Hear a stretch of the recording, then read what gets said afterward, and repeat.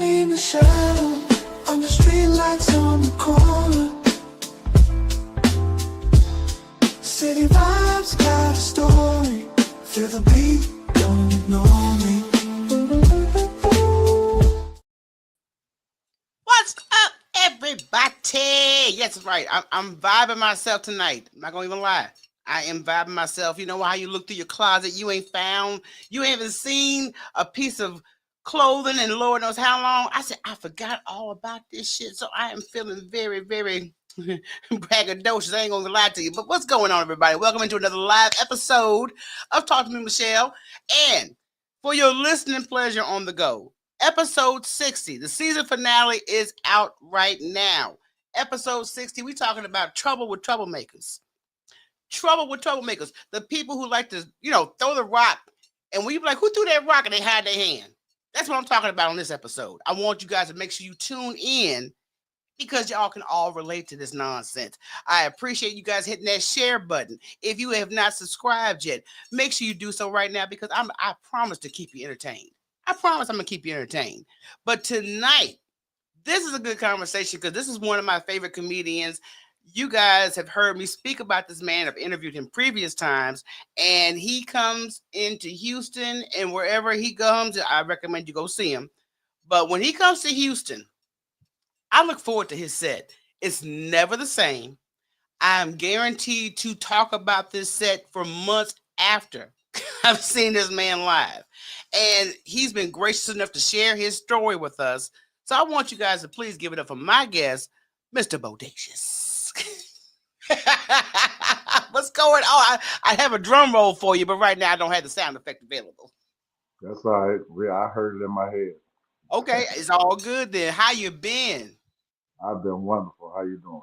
I'm doing good. It's good to talk to you again. My brother, you have been doing fabulous, even with some of the reels that you have clipped. And I was relating to one of your latest posts where you were recently in an empty ass mall.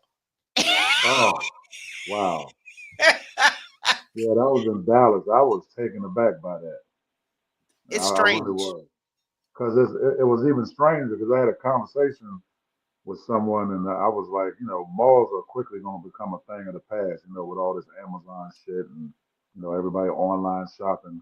And there I was, because long story short, I was in Dallas and I went to the Galleria to get a battery put in, this old plastic, Gucci watch. But because there was a Gucci watch, he was going to charge me $60. And I was like, bruh, this is like a G watch with just it's like a what's some old watches, the G, uh, like a Casio or something. G Shock. Yeah, I was like, it's like a plastic G Shock, but it's just a Gucci watch. I was like, it's still a $5 battery. And he was like, but it's a Gucci watch. I was like, give me my watch back. So I went Yeah. to go seek out a secondary mall to get it for cheap. So yeah, that's when I walked in there and I was like, wow. I mean, it was damn near abandoned. I was scared to walk around. I thought I was gonna get robbed inside the mall. It was crazy. It's scary because I'm seeing a lot more retail spots that we once valued are Yeah. just in the air because Yep. on, like you said, Amazon, other, people on online They took retail malls are out of taking business. over. Uh-huh. And I've learned that people have lost so many social skills behind the pandemic that it might be a reflection on how our society is right now. Absolutely. And the indication of what it's gonna be. It don't look good. It don't look good at all. It don't But look good. beside that depression, let's dig into your business right now because you've been in the comedy game for a minute. What's the wildest thing you've ever seen or experienced during your comedy journey? Hmm. The wildest thing I've ever seen. Wow. It was a shootout. Yeah. I forgot all about that. Like that was one of the first shows I ever did. It was like in a rough part of town. It was actually in Hampton, Virginia. Um, and a shootout began inside the comedy club while the host was on stage, and everybody started running and ducking. And true story, I remember hearing him on the mic. He was ducked behind like a piano or something, and he still had the mic in his hand. And he was like, I heard him say, "Do we still get paid?"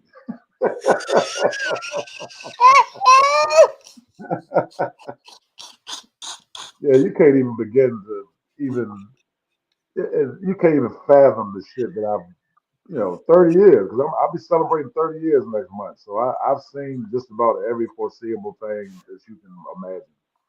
Well, congratulations on the 30 because I know everybody, when it comes to comedians, I know that y'all like to measure years and experience on the Oh stage. And yeah, it matters. yes, so It you are matters. well seasoned in the game. Yes, absolutely. Yep, Definitely. 30 year next year, next month, 30-year anniversary, and I'm turning 50. So I got two in 1 month. God keep me to see that. It's two huge milestones. It is. And I promise you, when you get to this club, you know what I'm saying? It ain't for the club ain't for the weak. The Yeah, I fitness know, club is I not for the know. weak. Good Lord. Shit is not. I think just for me laughing right there, I strained the calf muscle. This shit getting rough out here. Well, trust me, I think we all get better with age. We get a lot more wisdom. And you've been touring with DL for a while now. And Yeah. I know when that was one of the first time I saw you perform, it was opening for DL at the Houston Improv. Right. Any role stories you have to share about your life choices that you may want to share that somebody else can benefit from? Um, road stories in what capacity? Like being out with him, or just period. No, just in general. Um, God, I don't even know where to start. In 30 years, it's a dramatic, growing up period, or should I say gradual? Because when I was hitting the road as you know a 20-year-old, 25-year-old, I was wilding. I'm just like I remember my first gig was like $75, and it was a 5-hour drive, and I was stoked to do that. I was like, man, they're gonna pay me $75. Gas was like 139 a gallon or some shit like that. Oof. So, and the money didn't even matter to me. Just the fact that they was gonna give me a hotel and pay me $75 to go up there and do some shit I would do for free. I was over the rainbow with that. Yeah. And the opportunity to, 'cause you know how it is. A lot of comedians that they know making women laugh, gives you an opportunity to, slip them the old turtle shell. So yeah, I mean that's definitely one of my first memories. And then as you grow up in the game, you gotta avoid a lot of that kind of shit because I've seen a lot of guys get into a lot of things, having them whoopsie babies and a whole bunch of other drama. So, but nothing in particular that I can think of at this point. But I've seen some wild shit. I mean, as we go with this whole interview, if it pops, I will stop you and whatever you're saying, and I will insert it. So you should have gave me the whole 5 question thing or whatever. This is what we're gonna talk about because you put me on the I spot and I got you. can't even. Yeah, I'm sorry. And next that's go around, okay. I'm gonna definitely give you That's a okay. heads up. But you know That's what? This okay. gives me an off-topic question because you made a valid point about some comedians get caught up in the women Oh that they yeah, attract. Because of course, you make a woman laugh, that's yeah, half the full play right there. So, absolutely. do you find or observe a lot of comedians that let that get the best of them, that they Oh focus yeah, more on that than the craft? yeah, absolutely, and more often than not because I mean, let's just be honest. Most comedians aren't really all that handsome. You don't see a lot of just handsome ass comedians. It's just it doesn't happen that way. Their handsomeness is their ability to make women laugh. And that gives you a totally, that gives you another dimension of being handsome if you're not. So a lot of those guys weren't able to deal with, the female attention because they wasn't getting that before they got to that level. And now that they're, you know, established as someone, a star or a rising star or whatever the case may be, women throwing themselves at you and you don't know how to handle that because you've never experienced that before. Yeah. So, thank God I was blessed to be able to get female attention, way before I started doing stand-up comedy. So I was pretty much able to deal with it. But still, shit still happens because, Men be men. And I understand that portion of it because when you're not used to something, you overindulge a bit. But Absolutely. ladies, if y'all have never seen this man is tall, tall, okay, solid, and he smells like wilderness and wisdom. I don't know. That smells earthy. I don't know. I don't know if that's a good smell. It sounds like a woman telling me you smell like outside. Well, women understand when I say he smells Okay, all right. woodsy. You That's a speaking turn another on for language. women because they're thinking lumberjack All type of thing. right. So that's a good thing. So don't worry about that, ladies. Trust me. If I say it's true, it's true. Don't Yeah, worry I about it. pride myself on smelling amazing, man. I'm from the old school. I used to have a whole dresser full of different bottles from Macy's. I was gonna spray myself before I went out because I know it brings the hoe out of women. So you smell good, boy. It brings it out of them. And you got the double bazooka here because you got humor and you smell good. Okay.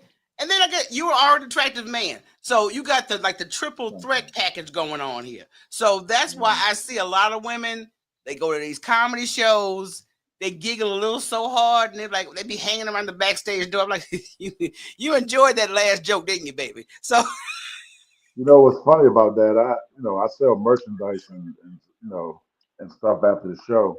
Um, so I find myself a lot because women will make their men buy them a shirt. You know, they will make them, and they men already know. You're like, you don't laugh this nigga a little too much anyway. You just want to go over to his table and bat your eyelashes. So I take more pride in that now than anything. I kind of I get a kind of get a kick out of that because I know how men are. I'm like, man, fuck that nigga. No, but buy me a T-shirt, baby. Fuck man, all right. And they pull him over there, and you got to break out his credit card. And, it brings me so much joy. I can only imagine just the grin and joy you have when you see him reluctantly going in his wallet for that card. Oh yeah, because men be hating, man. And I would do the same. Look, man, I'm a man myself. So if my woman, that's one thing we have rules against. We don't want other dudes making our women laugh. We'd rather you be sitting there with your arms folded like, hey, he ain't funny, and but she's giggling, outright giggling. Ooh, yeah, that does something. That does. I'd rather you try to holler at my woman and make her laugh. That is a carnal sin. Yeah, because laughter is an aphrodisiac, whether It people is. realize that or not. And I've It found, really is. me as a woman, I could testify when a man can make me laugh, I'm more relaxed. I'm just And more that's into what the anybody knows. yeah. Laughter, and I've said this over and over again, laughter blinds people. Because someone can be having you laughing and you don't see shit going on. Because usually when you're laughing, your eyes are closed. Your guard is down, and with women laughing, it's like you laugh for 1 minute, and next thing you know, you're in the shed or humping in the sweat.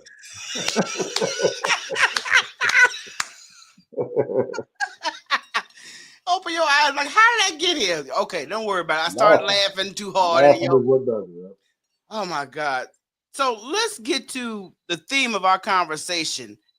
And I want to ask you, when did you realize alcohol was becoming a problem for you?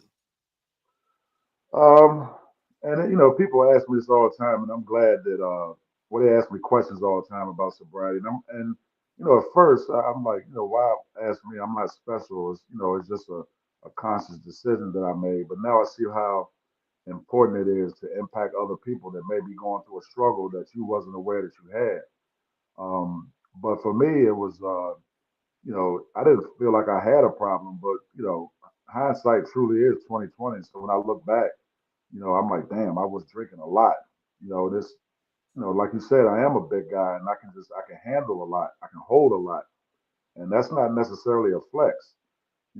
Someone saying, man, I can handle mine. I mean, but as you get older, that alcohol will fuck you up. You cannot keep consuming that much alcohol, because it's just definitely no good for you at all.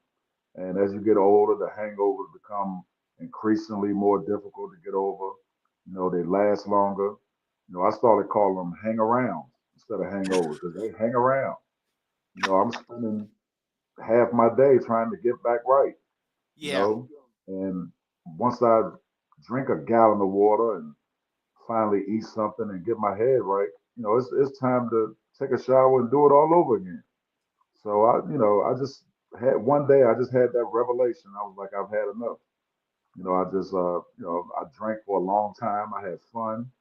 I didn't really do no shit that was too crazy, but I had fun with the alcohol. And I just thought it was time to put it down. got you. And I mean, we all have vices in life, and Hmm. vices sometimes, you think, okay, I'm just gonna do this when I get off of work, Right. and it turns into, oh, well, let me go do this before I go to work. So, Right. And it's mine just, was the weekend. It's not like I sat home and and drank, but I drank so much on the weekend that I didn't need to drink during the week. So it took me half the week to get my shit together. yeah, So yeah, it was a problem now that I look back, and I'm just and I glad that understand that. I'm glad that I was able to, because a lot of people I noticed that a lot of people have issue putting it down. It's more difficult than I believed it to be. For me, it wasn't that difficult. It was a decision I made. So Yeah, when people come to me, and every time I make those posts every month, I make a conscious decision to do that on the third of every month. I post that it's been whatever, however many months, it's been, because I saw the effect that it had on people, and people would inbox me and ask me how did I do it, and I got to a point where it was so many people, I was just, my first question would be, are you disgusted with yourself? Because if you're not, you're just wasting my time. yeah, There's no secret sauce to it. It has to be a definitely a crazy amount of willpower, but you actually have to be disgusted with yourself before you decide to change your behavior. So hmm, that's what I lead it off with now. Because if you're not, I'm not gonna. I'm a firm believer, in that Bible verse, never cast your pearl before swine. I'm not gonna waste my voice and my resources if you're not seriously discussing with yourself and you want to make a change. Because it's just me spitting at the wind. that's a very wise statement when you say when you get disgusted with yourself. And I Hmm. think that's with a lot of challenges that we don't want to face in life, that you get to a point in your life you don't even want to look at yourself in the mirror anymore. Absolutely. When you don't want to And look at yourself in the mirror, it's time to change. yeah. And when you do that, you're just like, yo, I got to make a change right now. I mean, it may not be alcohol related, but people have different struggles in life. And I Hmm. think it takes that point of disgust to say, you know what, I'm just gonna, whatever I got to do to get this done right, I'm gonna do it. Yep. Yeah. If So, you haven't made that decision yet, then don't bother inquiring because you're just wasting people's time. but some people don't do that to actually get help sometimes. I hate to say that. Some people actually do that to get some type of attention and Yeah. sympathy, Take your and they temperature. don't change anything. Yeah. Take your temperature. See, or they're not convinced that they have a problem, and they just want to talk about it to see if you can convince them that they have a problem. This it's not. Everybody's different, and everybody metabolizes alcohol differently. Everybody reacts differently. Me myself. When I drank, I don't think I necessarily got funnier at all. I honestly believe that at the time I used to think that I needed that to do what I did for a living. And it was quite the opposite. Like I am sharp now. Like I don't be fucking no jokes up. I don't repeat no jokes. I'm very much aware and in control of what I'm doing when I'm flat footed on stage in front of people. Um, so yeah, it's not for me to convince you have a problem. But for me, I would just my eyes would get red and I would eat a lot, and because you got to feed that liquor. And Yeah. most of the times I would be, after shows, I'd be sitting there on the bed with a plate of wings and eating it and going to sleep like a fat Yeah. kid. And Yeah. that's something that you cannot keep doing. You can't keep doing that. So for me, I knew that, and I knew that I needed to change. And so, in essence, I gained, a hold of eating at the proper time. Because alcohol, there's no time. There's no set time for you to eat. You eat when you're drunk. Yeah, So yeah. yeah. No, that's true because I mean, like I said, the different vices that we all have in life, and the discussion point is definitely the revelation point of turning it all around. Hmm. But at the same time, sometimes we don't want to face our demons. We don't want to Yeah. put the label on what's so obvious. Right. And what made you more comfortable with saying this is a problem for me and I got to fix it? Well, what absolutely made me more comfortable is I think 4 days after I stopped drinking, um, my mother was diagnosed with stage 4 cancer. Oh my So goodness. I think I needed to be sober throughout that process to take that all in and to act accordingly and use my best judgment for everything. I needed to be sober to go through that moment that Yeah. she was transitioning. So it was all a part of a divine plan. And also, um, I'm more comfortable because of the whole aspect of breaking generational curses. I'm big on that. My family was very poor, and I vividly remember running that orange drop cord from my neighbor's house when I was a kid, just so we can keep our refrigerator on, because the lights were off.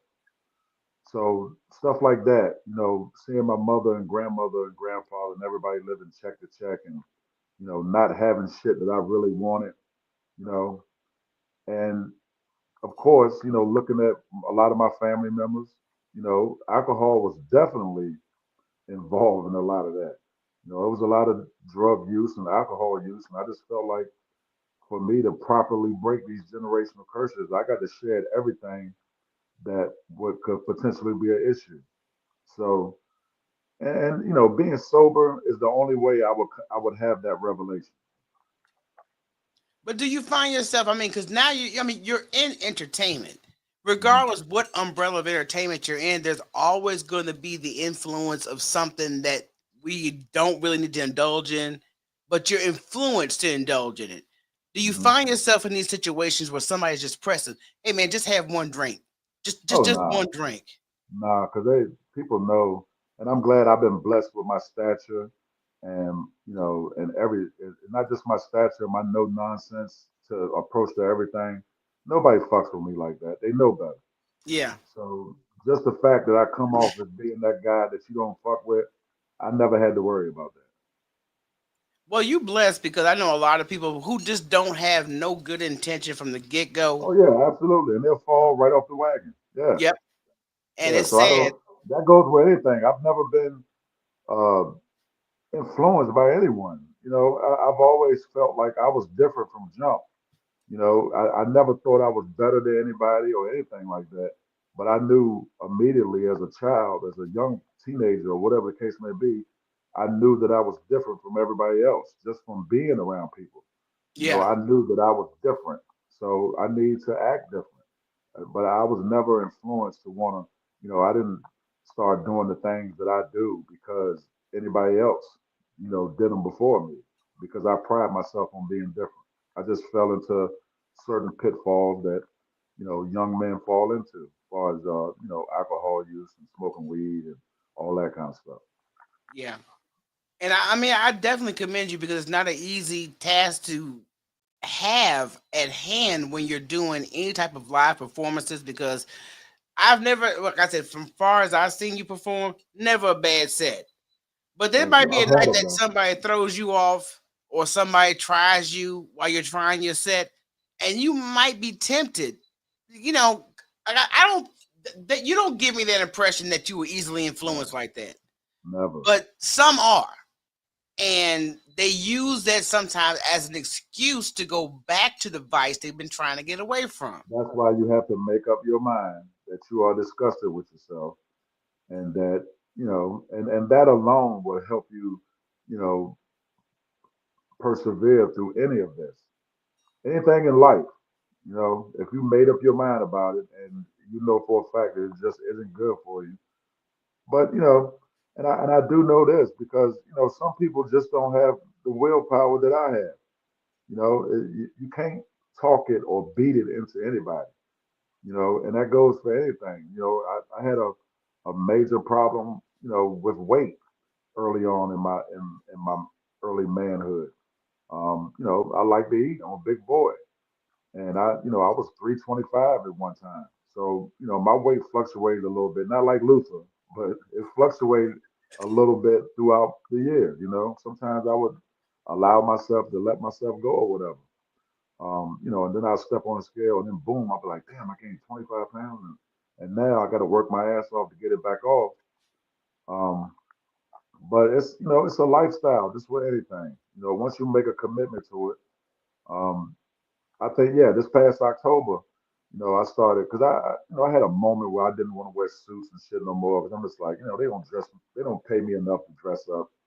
So I stopped wearing suits, and I think one weekend I wanted to wear some suits. So here I am trying shit on, and I'm like trying to button them. I'm like, fuck. I was like, what's wrong? So I was like, oh, this suit was little anyway. So I reached for another one, and it's like none of these motherfuckers fit. So I get on the scale, and I had got back up to 284, and I'm like, wow. I allowed that to happen, and I was kind of disgusted by that.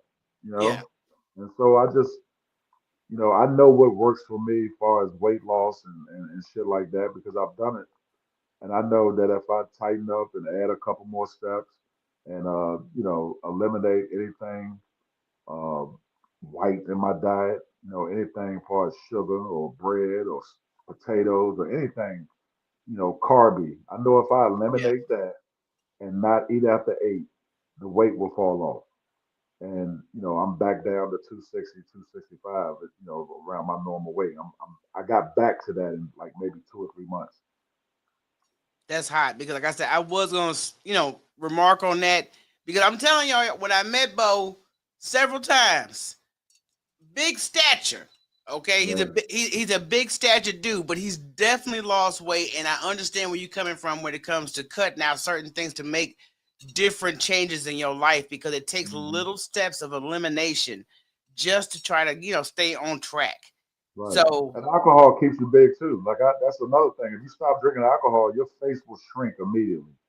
A lot of people don't know that because I look at old pictures of me when I was drinking. My face was just big and shiny, and now now it's smaller and much more dull because I'm not big and sweaty no more.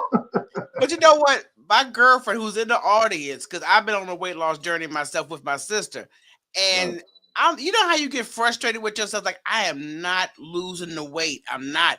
This right. girl took the time to send me a comparison from a year ago to the current. And I was like, oh damn, Mm, you're right.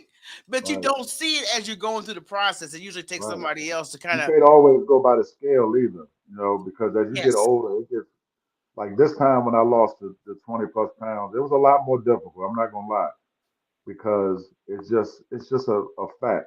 It's as you get older, it becomes difficult. yeah, But I do know for a fact, and it works for me. If you go throughout your day just eating meat and vegetables, and you don't eat anything after 8 o'clock, the weight will come off gradually. yeah, I know that to be a fact because I didn't.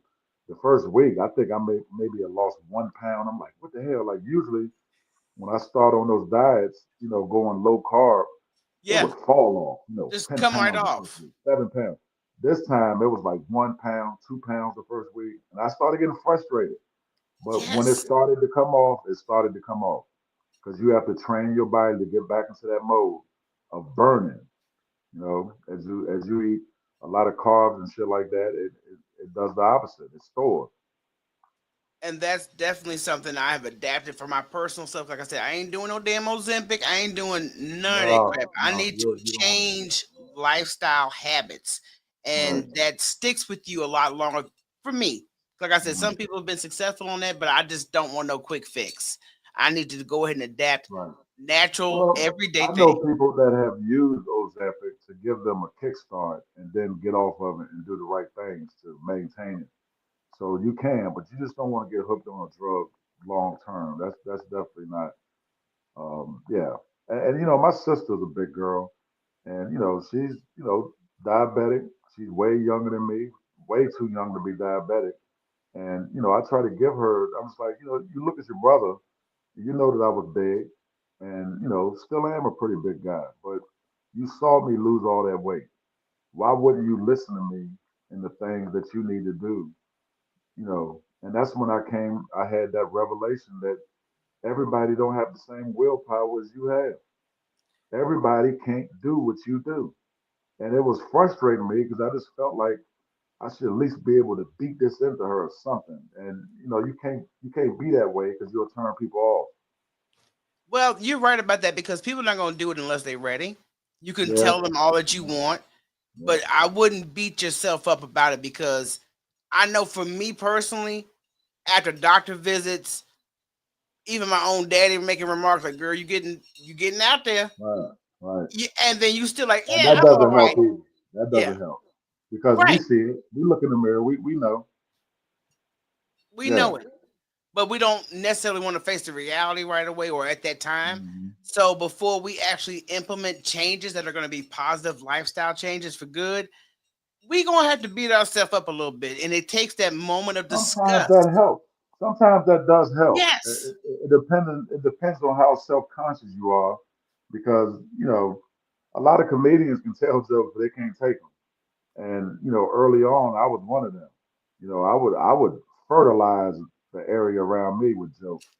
But I remember what kickstart my weight loss journey was, and God bless the dead. It was one of my best friends, a guy named Junior, and we was on the basketball court, and I was 19 at the time, and I was a hustler. I woke up late and I ate throughout the day and smoked a lot of weed and ended up at Waffle House 2 or 3 o'clock in the morning. It's like it's a hustler's lifestyle, and Hmm. it got away from me. And we're playing basketball, and he just looked at me. He was like, "God damn, bro!" He was like, "How much you weigh?" And I was like, "About 250." He was like, "Nigga, you weigh 350." And it was kind of like of a joke, but he didn't realize that it made me self-conscious. Yeah. And the next day, when I went to the mall, that's when GNC used to have their scales out in front of the store.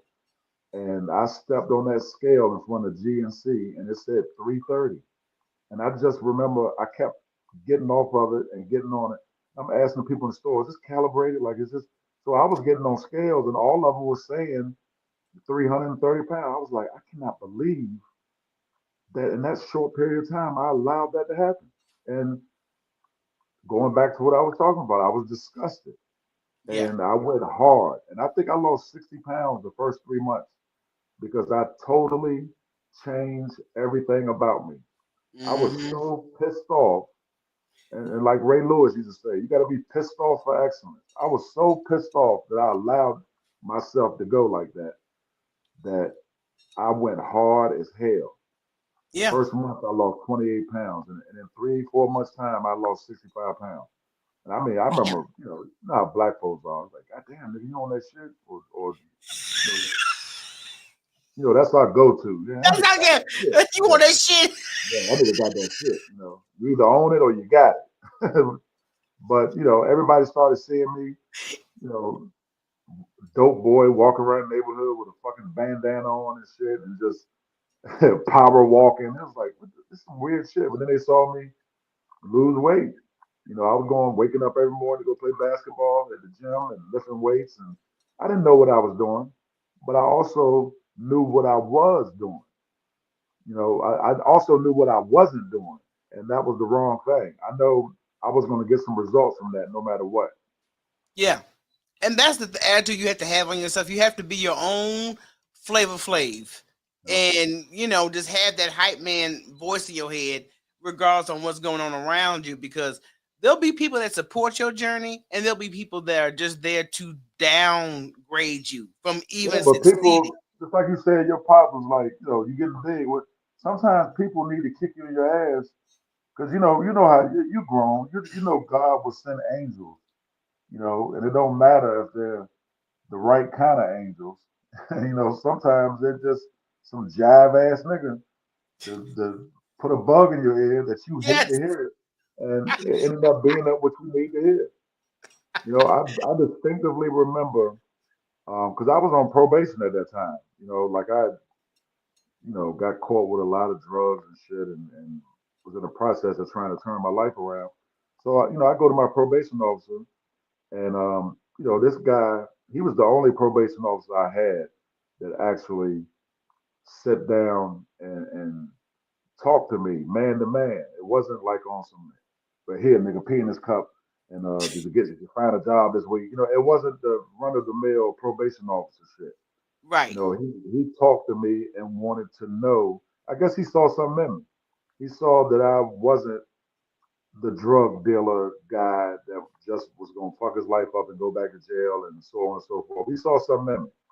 And I distinctively remember when he asked me one day, he was like, what you doing, with your time because you don't have a job. And I'm like, man, I do stand up comedy. I had just started it at that time. And he was like, well, that's good. He said, but he was like, let me tell you something, man. He was like, you a good looking dude. And he was like, you need to lose some weight. He said, you're a big guy, but he was like, you're a very good looking guy. And he was like, you want people to be laughing with you and not at you. Yeah. I distinctively remember, and this has been over 30 years ago, and I don't even remember this man's name, but I just remember that he actually gave a shit, and my probation, and I remember him graduating to some, he ended up being like the chief parole officer in another city, and he left, and I got a whole, you know, a whole slew of fucking just probation officers who didn't give a shit, Yeah. after him. But he was the one that sparked the whole thing, telling me that because I knew that it was coming from a genuine place. And you appreciate, regardless on how harsh it may come across and how sensitive you are. Honesty, If you have honesty. somebody that's in your corner and they're not a yes man, because I think that's a Hmm. problem with our society today. We got too many yes men around us. And I'm like, I Hmm. need somebody that's going to be authentically truthful for me, looking out for Yeah, me, like yeah. I would like to do for them. But Hmm. it's good that you had that experience because it takes that one person. And All people it don't takes. realize that till you get to a certain stage in life.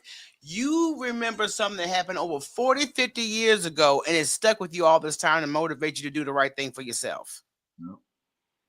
So that's It amazing. made me want to be better. It made me want to lose weight. It made me go harder, Yeah. and and I did. And because of that, I'm one of the only people in my family that ain't diabetic.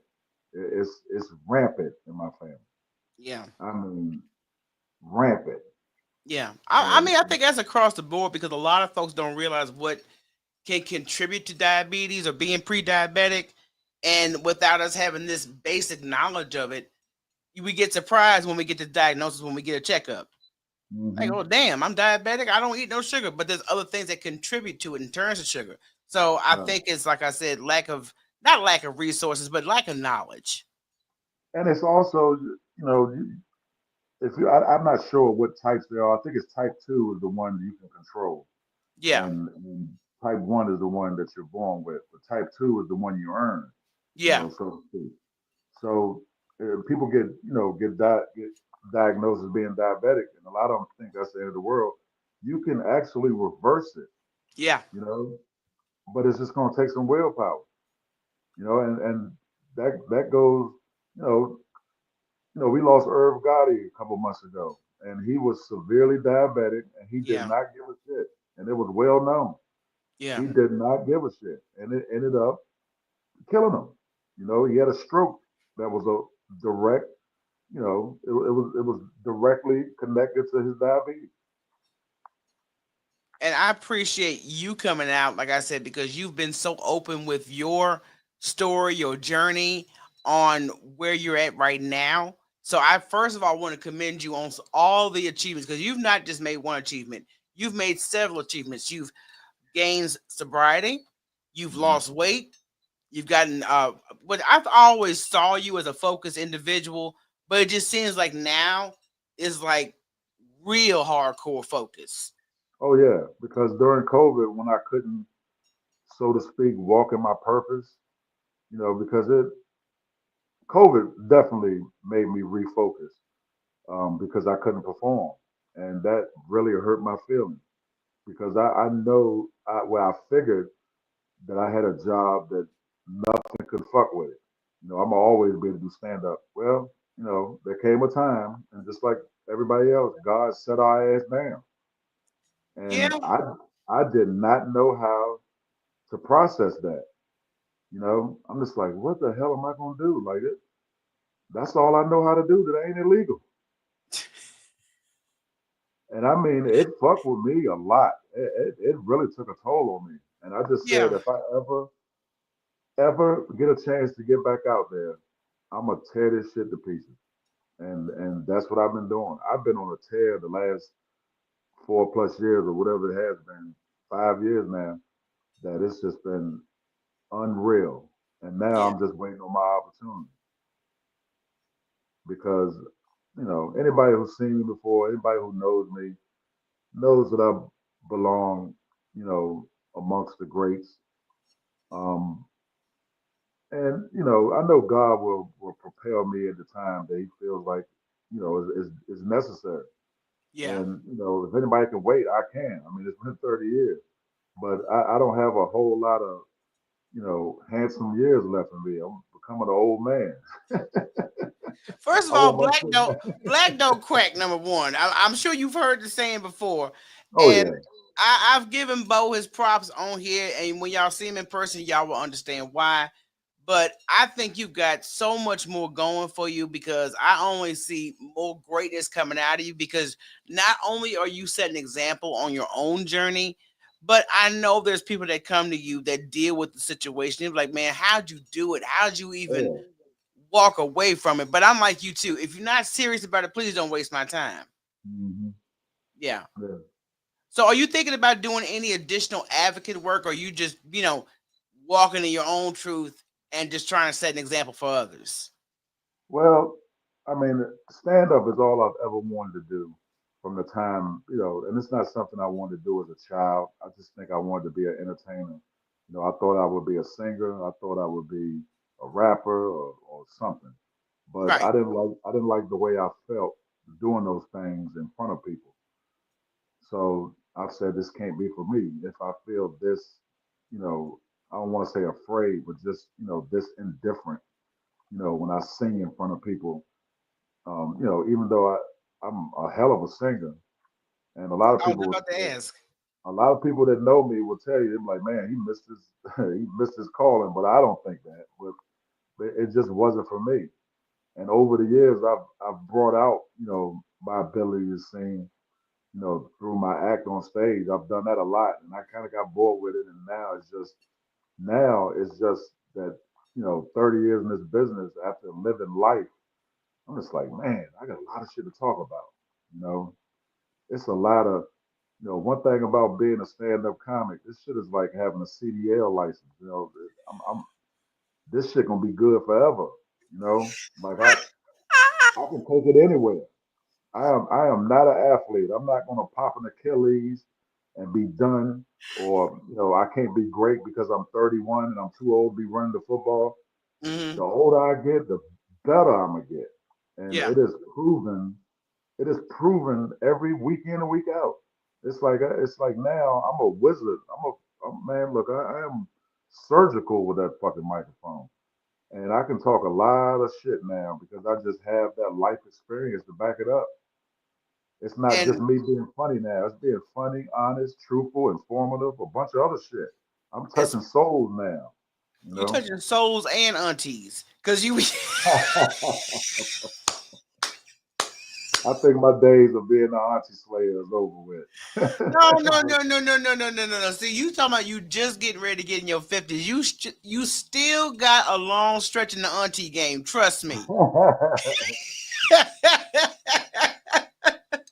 I'm referring to some of his jokes, y'all, because he be talking about he the auntie slayer on stage. So I'm like, hey, I want to encourage my brother, let him know, hey, you have not lost the streak yet, so just keep on doing what you doing. Oh But no, them aunties still love me. They do.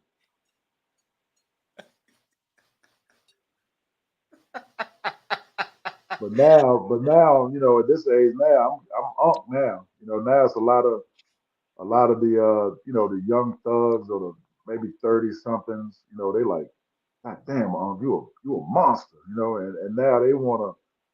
So I'm definitely getting a new dimension. Demographic of I don't want to say fans or supporters. Right. Yeah, But because I've been talking that shit. do you get a little twisted with the Unk title now? No, no, I mean, I hate to see, a motherfucker damn near my age call me on. I'm like, nigga, fuck you mean on, nigga? I ain't number 3 years old than you. But when I see a man that's clearly younger than me, 25, 30 or whatever, I don't get offended by that. Right. And I can understand it to a degree. We don't take that as easily as men do. Like, Oh auntie, no. yeah, you're like auntie, like your dad. Are you my nephew? I didn't know that Yeah, because see, women despise that kind of shit. oh, It's yes, we like you do. calling me the old bitch in the club. And let me tell it, man, because I affiliate with a lot of comedians, and Right. sometimes they will go there. I'm like, dude, when you hit on a woman's age or weight off the bat, you already Right. on her bad side. So you need to Yep. just try to stay a little clear from that unless she Right. comes for you. But I have seen that dramatic where there are a younger generation that look forward to the knowledge that you bring in, and I know they do it respectfully. I know they Oh do it, yeah, yeah, they do you for the know, most part. Yeah. in an admiration type of thing. But I don't want to hear that shit. I'm I'm sorry. Right. I don't want to Especially if hear I'm it. having one of them days where I feel old. It's like, nigga, my way my back hurt right now. You calling me, oh, you ready to get the fuck out of my face with that.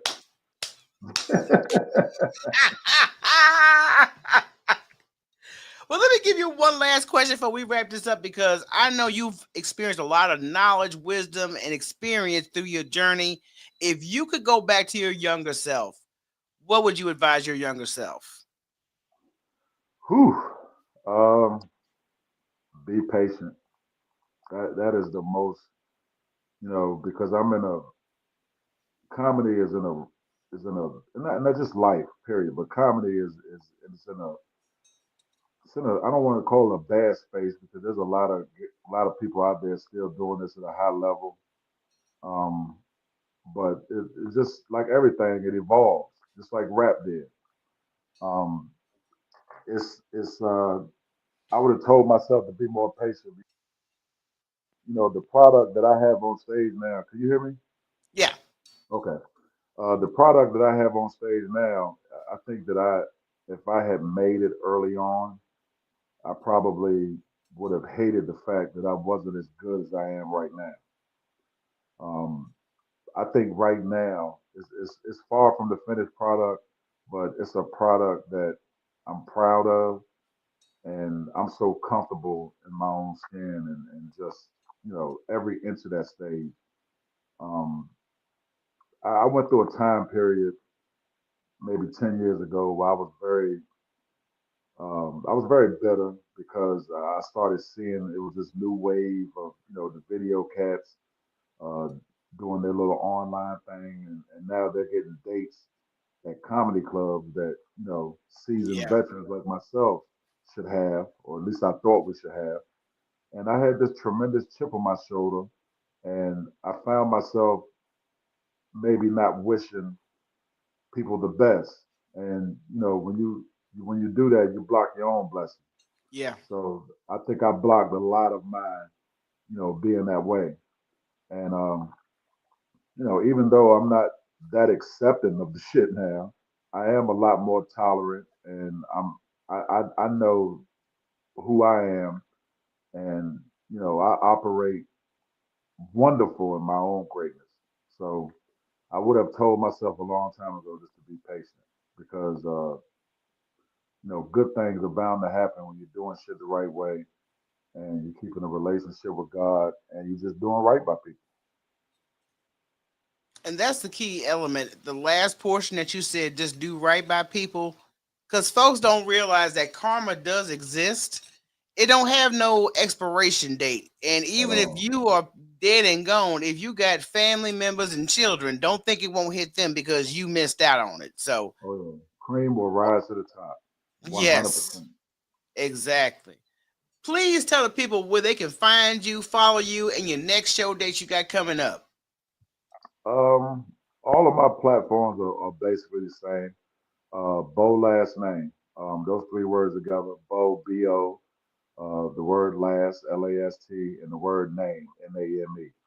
All together, you can find me on. That's my IG. That's my uh, X, formerly known as Twitter.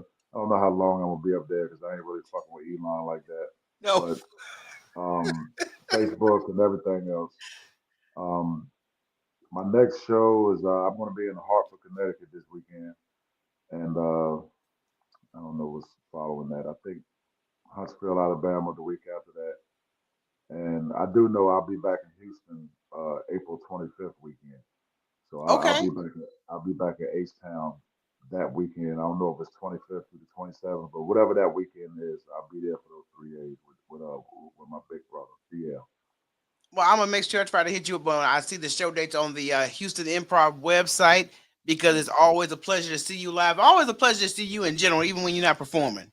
absolutely. Likewise. All right, then, y'all make sure y'all follow this brother because he is just awesome on stage. I enjoy his stories and the fact that you share your journey with others. It means a lot to people, even if they don't listen. You That's my setting a good duty. example. I'm trying. Absolutely trying. Bo, thank you so much again, man. I will definitely be hitting you up behind the scenes, okay? You're very welcome, Michelle. Thanks for having me. No problem, Bo. Y'all make sure All right. y'all follow that man. That man is funny as hell. I'm trying to tell you, y'all know how I am. I'm very crucial when it comes to stuff that entertains me, and the man is a master on stage. I think I told him that last interview I had with him. I said he needs his own stand-up, and I believe he has. Look him up, Google him. He everywhere. Okay, so y'all know this is the season closeout. Season 3 is officially done. That's right. I'm done with 3 seasons, 60 episodes in, live episodes here on YouTube. I'm doing the damn thing. But let me tell you something. I'm going to take a break.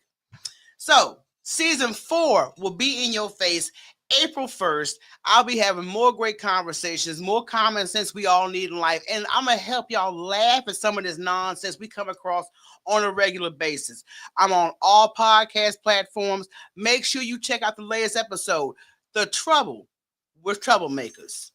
Y'all know I'm petty. Y'all know I'm petty, but I'm creatively petty. So give me that credit.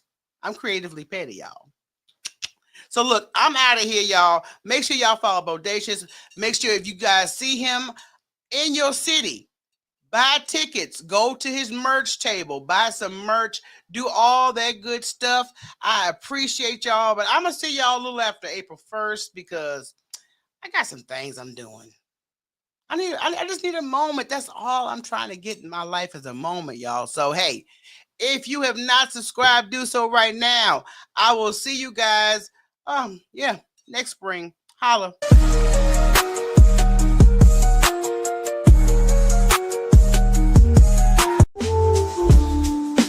Talk to me, Michelle.